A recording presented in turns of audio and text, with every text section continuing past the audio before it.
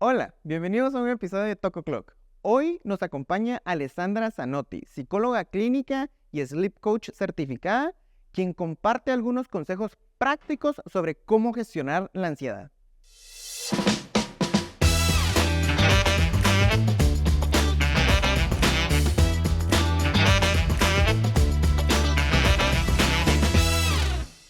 Alessandra, gracias por acompañarnos, gracias por hacer tiempo. Estamos muy emocionados del tema en el que vamos a estar conversando hoy. Para empezar el episodio del podcast, me gustaría que nos cuentes un poquito de ti, de cómo surgió tu interés en seguir tu carrera en psicología clínica y un poquito de tu historia, de qué has construido en los años, qué te llevó a orientarte por donde terminaste haciéndolo y cómo eres hoy en día la profesional que eres hoy en día. Bueno, es un poquito curiosa mi historia, ¿verdad?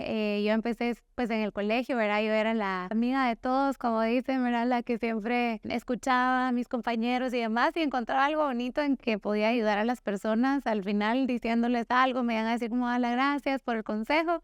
No sé qué consejo habría dado a mis 16, 17 años, pero pues un poquito disfrutaba mucho el poder ayudar a las personas y el contacto uno a uno con ellos. Tenía dos tipos de carrera. El primero era ser abogada, el siguiente era ser psicóloga, pero dije, los abogados tienen que luchar y pelearse muchas veces y no era ese mi carácter, así que pues decidí irme por el lado de humano, era el lado de poder ayudar a las personas y pues así fue como llegué a ser psicóloga.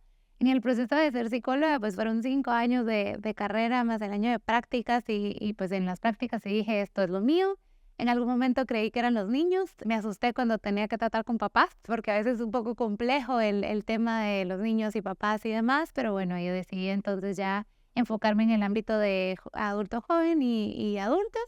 Y pues mi primer trabajo fue en un hospital psiquiátrico. Y yo siempre digo que fue ahí donde realmente me gradué, no en la universidad, porque ahí sí pude ver todo lo que leí en vivo y a todo color, sin matices, como crudo, ¿verdad? Entonces era un hospital psiquiátrico privado, lo cual hacía que las condiciones fueran mucho mejor a lo que conocemos en otros ámbitos, ¿verdad? Entonces fue interesante y me encantaba ver la evolución del paciente el día 1 versus el día de su egreso, ¿verdad? En donde ya tenía pues el medicamento, el acompañamiento psicológico, la familia también, pues eso dije, pues definitivamente este es el ámbito en donde quiero estar. Por otro momento, pues sí me fui al lado organizacional, me gustaba mucho también el tema de gestionar personas, al final de cuentas cuando hay personas hay problemas y hay salud mental en todo el proceso, ¿verdad? Así que también por eso estuve unos años en el ámbito organizacional y luego pues ya decidí especializarme en un tema. El tema o mi especialidad es la ansiedad y el estrés. Así que, ¿por qué decidí esto? Porque yo me considero una persona ansiosa y estresada, o en su momento así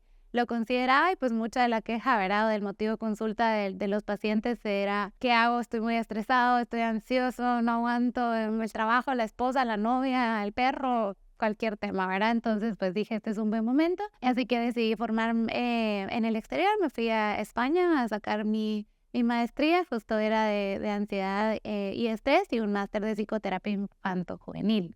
Nuevamente con el tema de pues trabajar no con los niños, sino con los padres. Vi que el problema pues al final eran los padres, ¿verdad? Así que me decidí formar. Mi intención en su momento era ser asesora de crianza o de disciplina positiva.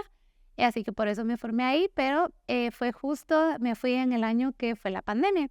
Me fui en 2019 y en 2020 pues empezó la pandemia y el tema de la ansiedad, el estrés, pues era el boom, ¿verdad? Explotó. Explotó, teníamos que hacer prácticas, estábamos en todo el tema de atender personal de primera línea en España.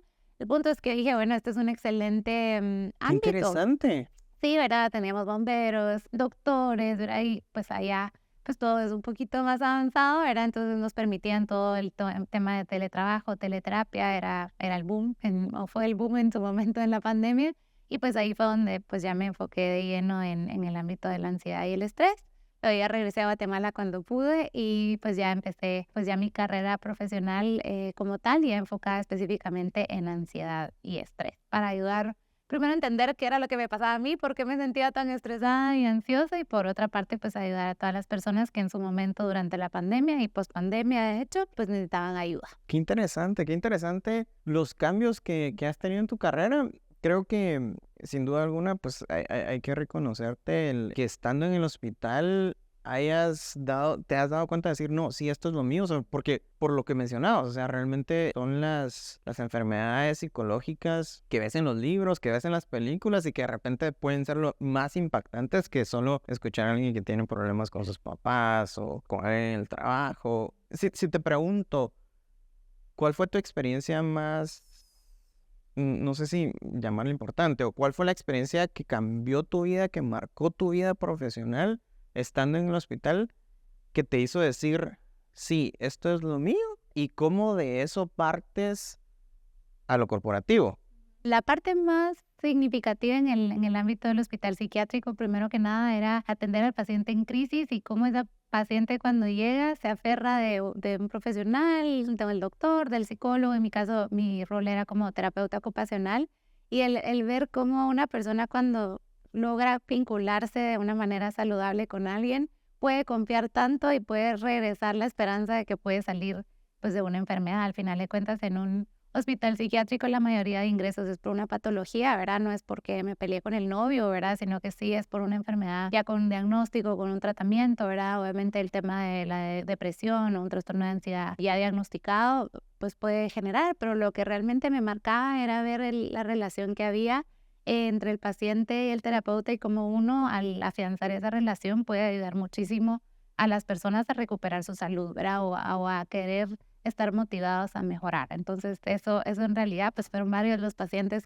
con los que compartí. Y por otra parte, el tema de las familias, ¿verdad? El devolverle la esperanza a la familia de cómo si ellos también se involucran en la salud de sus hijos o de su pareja, pues puede ser de mucha ayuda y también ver cómo cuando una familia está completamente desorganizada, muy poco presente, pues puede ser el contrario del efecto que pueda tener en el paciente psiquiátrico específicamente. Así que eso fue. Y el ámbito organizacional, en la universidad pues siempre me decían que era un poquito más fácil que un clínico ingresar al ámbito organizacional que un organizacional o empresarial pues pudiera hacer clínica, ¿verdad? No tenía las facultades ni siquiera en forma de título para poder tratar personas. Entonces pues es un poquito dije, bueno, voy a ir por el ámbito clínico y si en algún momento se me abre la oportunidad, lo organizacional. Sí, tengo que ser honesta, ¿verdad? Que el tema psiquiátrico a mí sí me quemó un poquito, es decir, estar constantemente en esa energía, ¿verdad? En ver la patología como tal, en ver de alguna manera cómo era la realidad de un paciente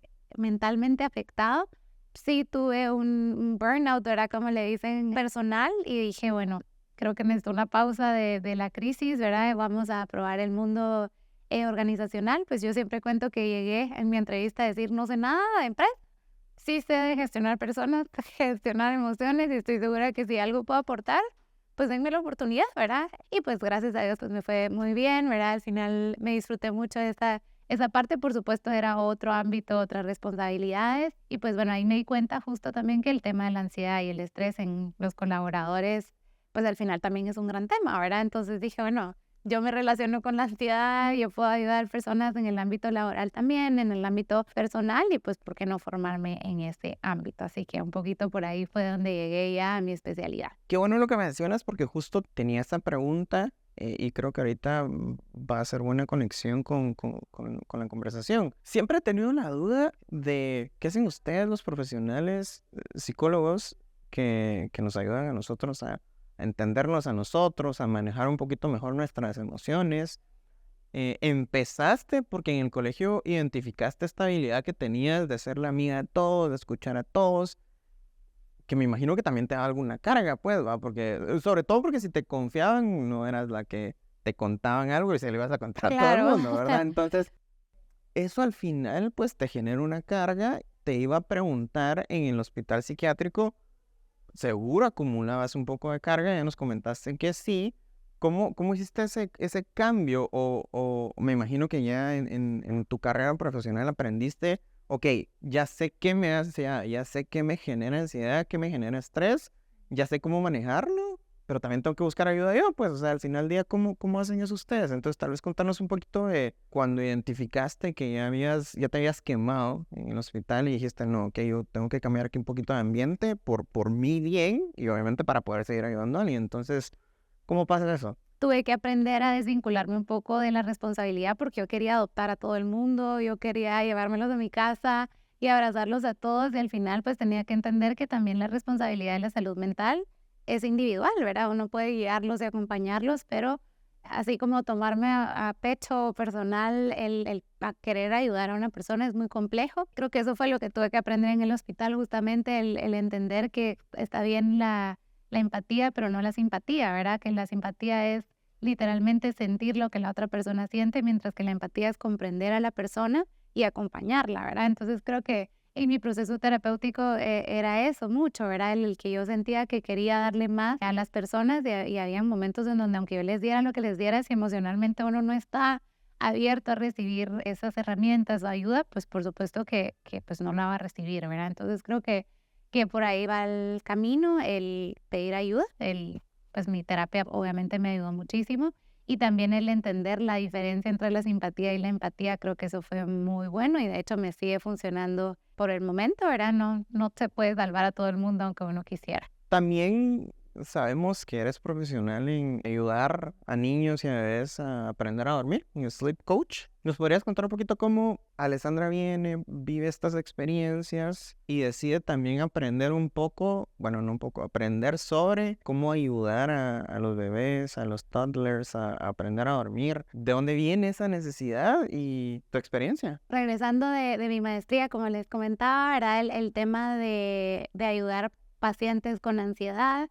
Y resulta que en la pandemia hubo muchos bebés y pues venían también a terapia muchas personas porque no solo era la pandemia, la incertidumbre, el quedar embarazada en un momento en donde pues los hospitales casi que no se podía ingresar, si tenían una emergencia pues tenían que ir casi que Era súper solamente complicado, sí. la pareja, ¿verdad? La ayuda familiar también, había que cuidar mucho a la mamá, en ese caso embarazada. Pues eso empezó a generar como mucha ansiedad en familias y también el tema de que me decían, ¿verdad? Una vez nacía el bebé, estoy encerrada, no puedo cambiar de mente, mi esposo y yo, y si tengo otro hijo, nos estamos matando y lo más importante, mi bebé no está durmiendo, ¿verdad? Porque también el estrés como persona, pues se transmite a los niños, son súper sensoriales los niños, ¿verdad? Entonces, la queja constante de Alessandra, me estoy enloqueciendo, ¿verdad? Entonces empieza a ver el tema de la depresión postparto, que es mucho más real de lo que realmente las personas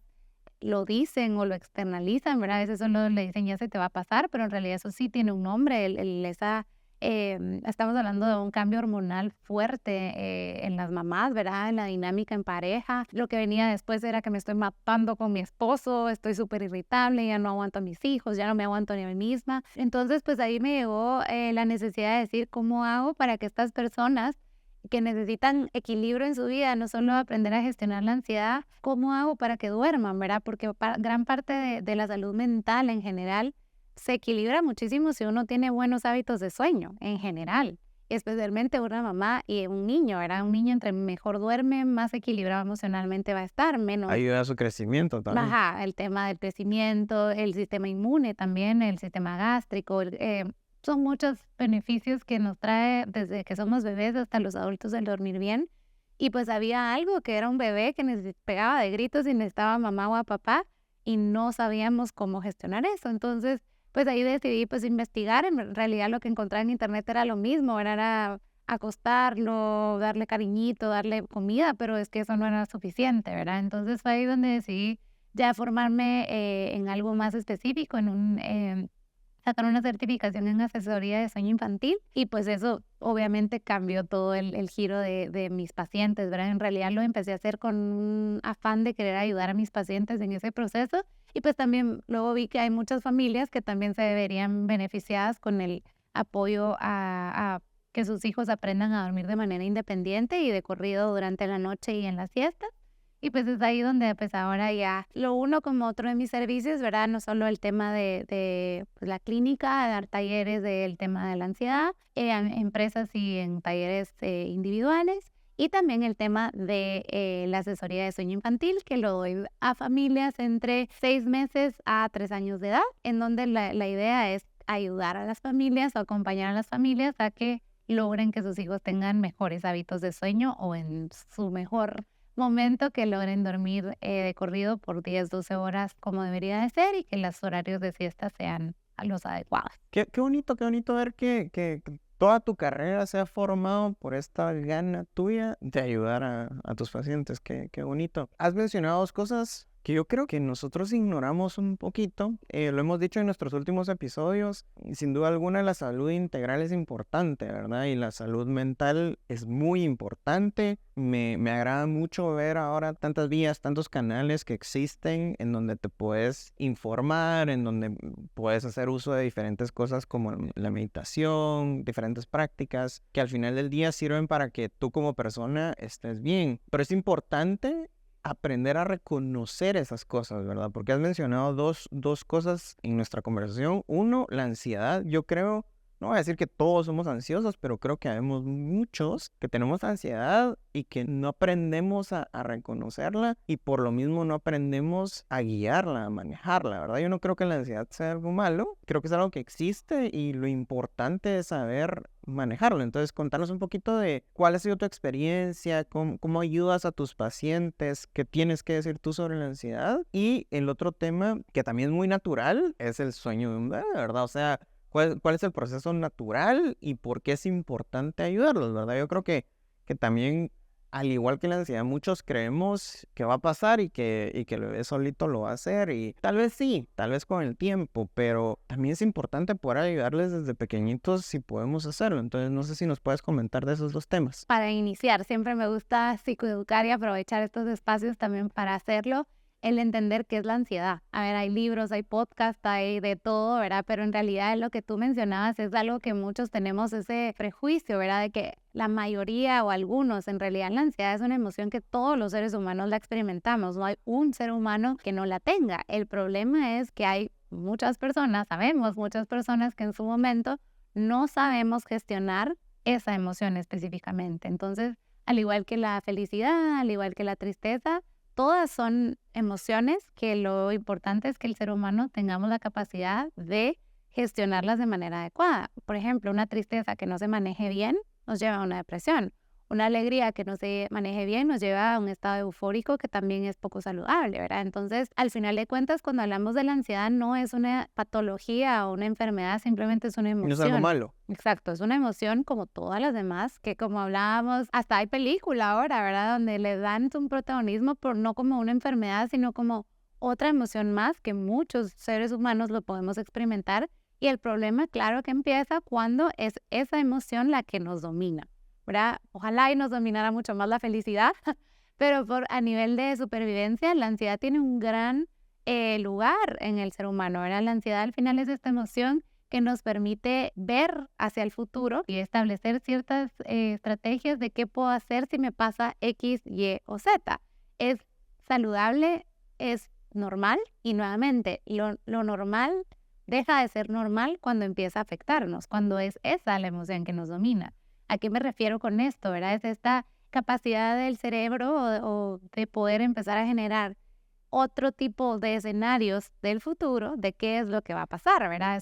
Yo siempre digo que son estas personas que estamos todo el tiempo pensando en el easy, ¿verdad? Y si me pasa esto, y si me pasa lo otro, y si no llego, y si hay tráfico, easy, easy, easy. De hecho, es una de las herramientas más importantes para poder identificar si estamos en un episodio de ansiedad.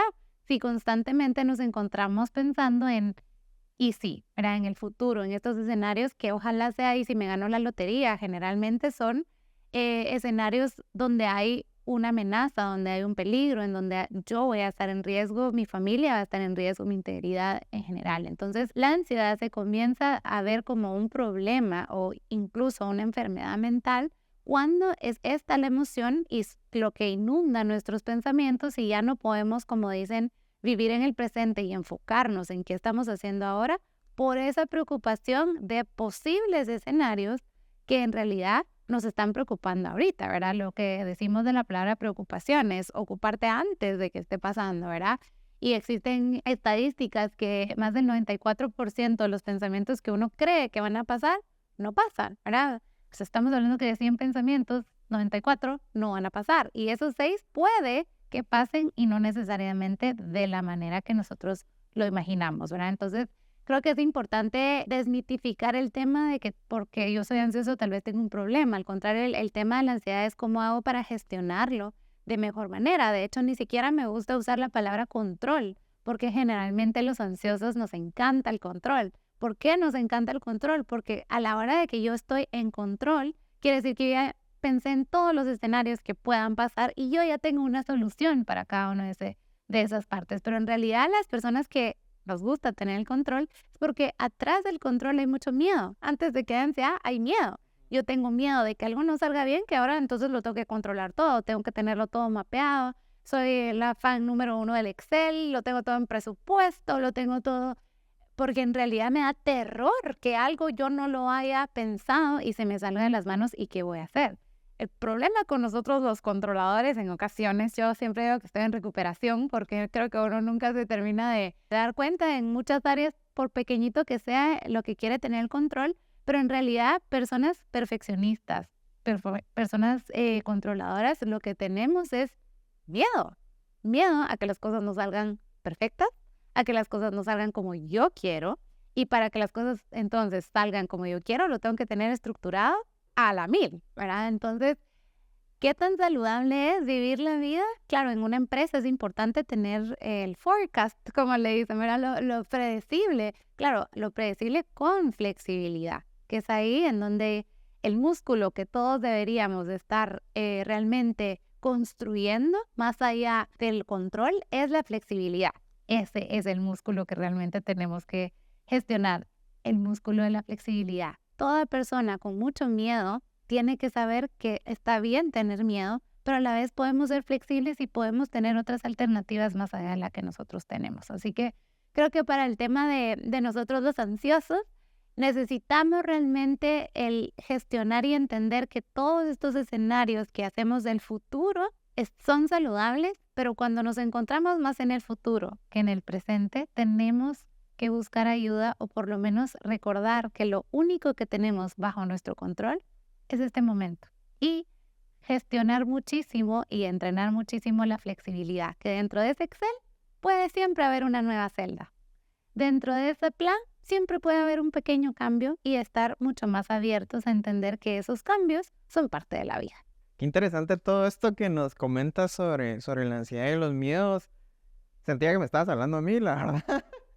Me pareció muy, muy interesante, pero también me ayudó a ir reconociendo cositas y pues sin duda saber que tengo que trabajar en ellas.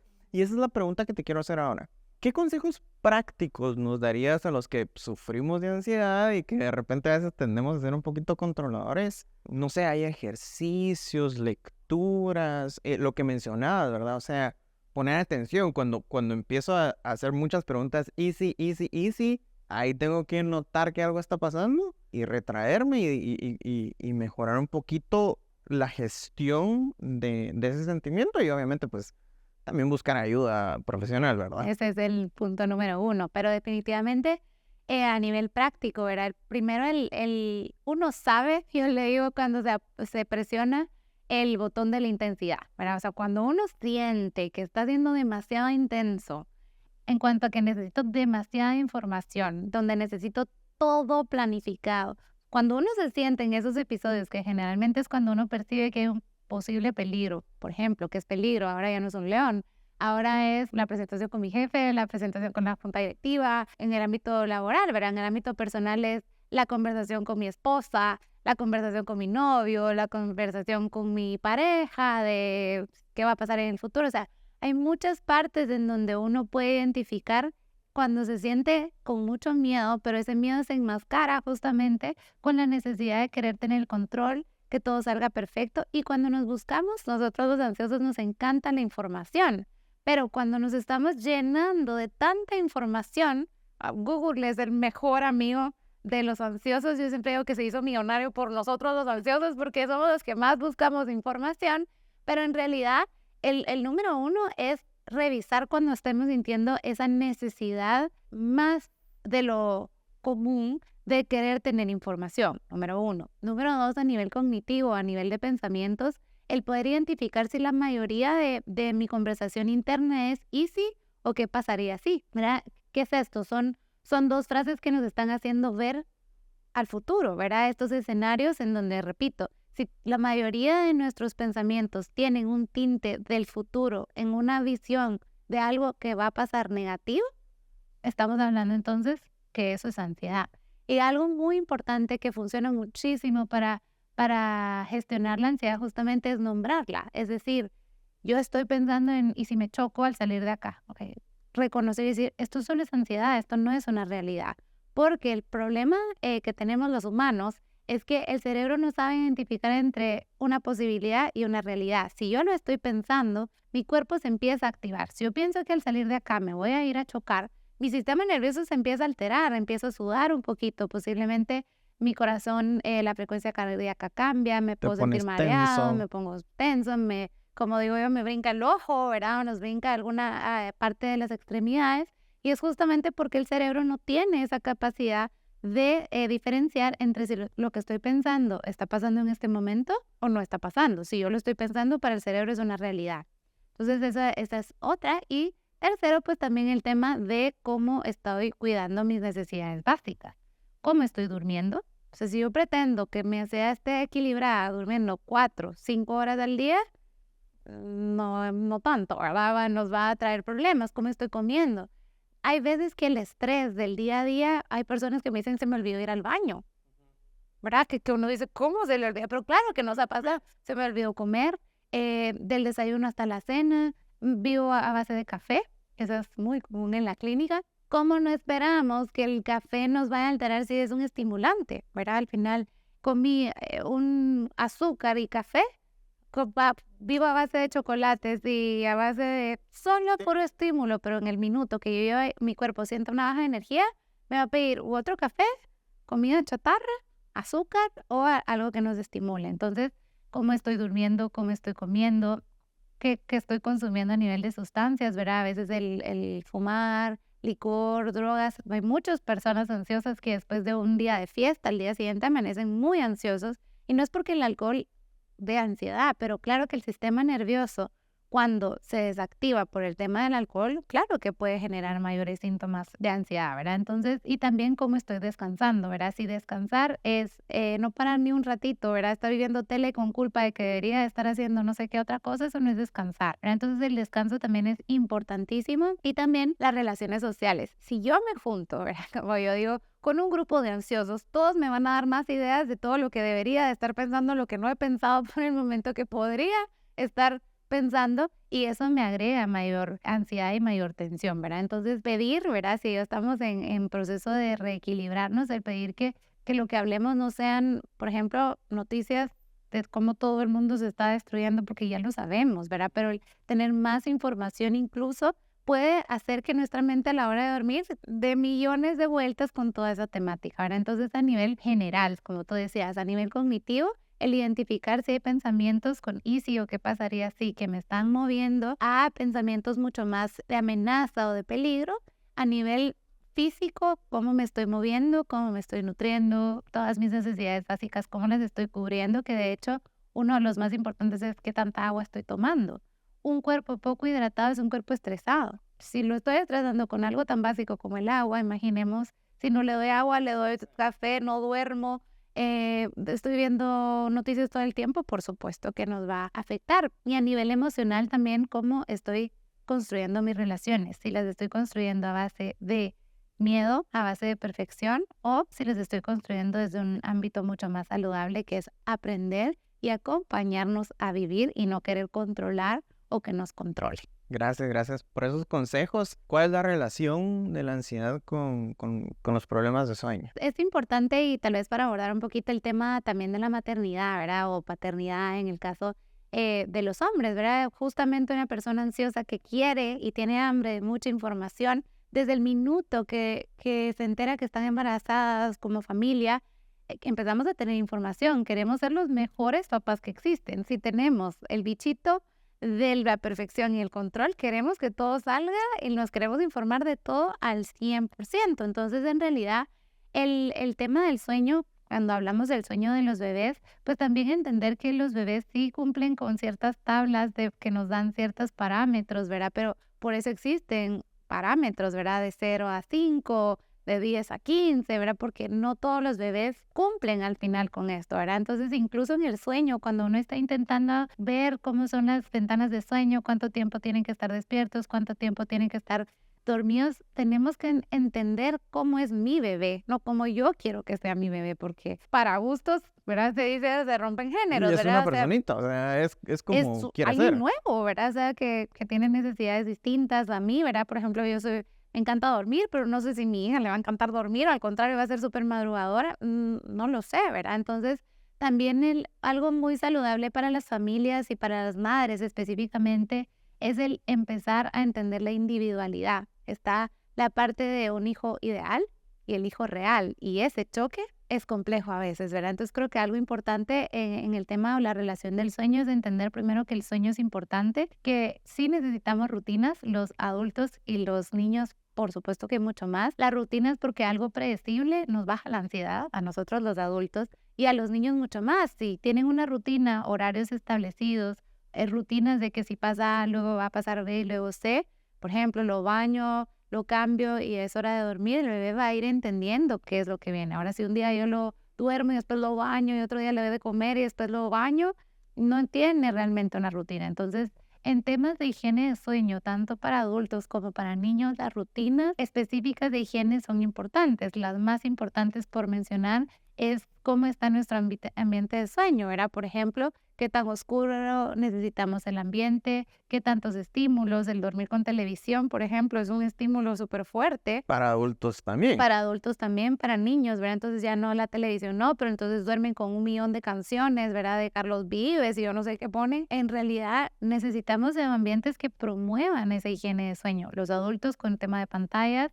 los niños con temas de pantallas, incluso cómo estamos comiendo antes de dormir, eso es importante también. Y específicamente con los bebés, ¿verdad? De 6 a 3 años necesitamos rutinas, un ambiente oscuro, un ambiente muy bajo de estímulos y ante todo respetar sus horarios de acuerdo a la edad y las necesidades de cada uno. Muy importante, rutinas ayudan, no querer controlar todo, son cosas distintas, ¿verdad? Sí, las rutinas es algo que generalmente pasa, pero por un día que no cumplamos la rutina, nos pasemos 2 minutos del horario que lo vamos a dormir, no pasa nada. El problema es cuando empieza la desorganización, ¿verdad? Y también padres demasiado controladores o perfeccionistas, tenemos que darle espacio a que sea un hijo real, no un hijo ideal como el que nosotros quisiéramos que cumpliera con todos los parámetros como todos los demás bebés, que creo que ese es otro error muy común o que muchos padres pasan en el camino la comparación, ¿verdad? El esperar que mis hijos, al igual que los demás niños, todos están haciendo esto y mi hijo no, ¿verdad? Y no nos damos cuenta que hay muchos otros que tampoco lo hacen, pero realmente respetar la individualidad dentro de los parámetros, por supuesto, y respetar que cada niño es distinto. Y es muy importante lo que dices, los parámetros, ¿verdad? O sea, mi hijo puede hacer esto de aquí a esta edad, ¿verdad? O sea, no ponerme ansioso antes de tiempo. Alessandra, gracias por la información que nos has dado. Nos comentabas un poco y quizás me gustaría que nos des un consejo. La información es buena hasta cierto punto. O sea, nos decías que la sobreinformación no ayuda. ¿Qué consejo nos das? O sea, ¿qué tanto busco? ¿Qué tanto no busco? La parte o la frase más importante es que la sobreinformación es igual de peligrosa que la poca información. Saber demasiado de algo, muy poco de algo, nos puede llevar a cometer errores, ¿verdad? Porque de tanto que sé lo quiero aplicar todo. Por ejemplo, mi bebé que ya no sé ni qué puedo aplicar. ¿Qué es lo ideal? Es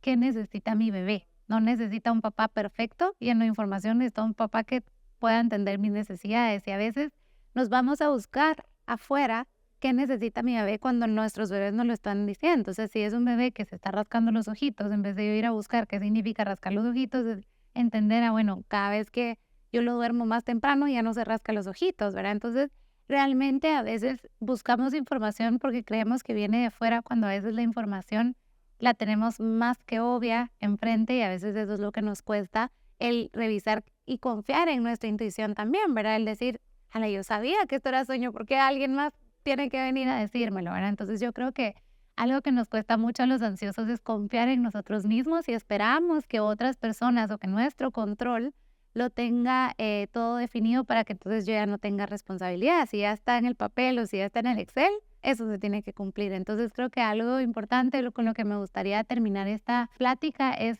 reforzar mucho a nosotros los ansiosos y a los papás también, el primero confiar en nosotros mismos, en que las respuestas realmente las tenemos más claras de lo que creemos. Número 2, construir muchísimo el músculo de la flexibilidad. Creo que eso es importante con nuestros hijos y con nosotros mismos también.